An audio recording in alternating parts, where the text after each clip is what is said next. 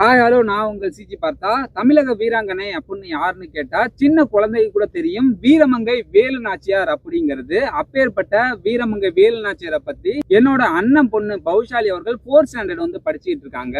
ஸ்கூல்ல வீரமங்கை வேலு நாச்சியாரை பத்தி ரொம்பவே வீரமா வந்து பேசியிருக்காங்க. அவங்களோட பேச்சு திறமையை பார்த்து ஸ்கூல்ல ஃபர்ஸ்ட் பிரைஸ் வந்து கொடுத்துருக்காங்க. ஸோ அப்போதைக்கு எடுக்கப்பட்ட வீடியோ தான் இப்போ நான் வந்து சோசியல் மீடியால அப்லோட் பண்ணியிருக்கேன்.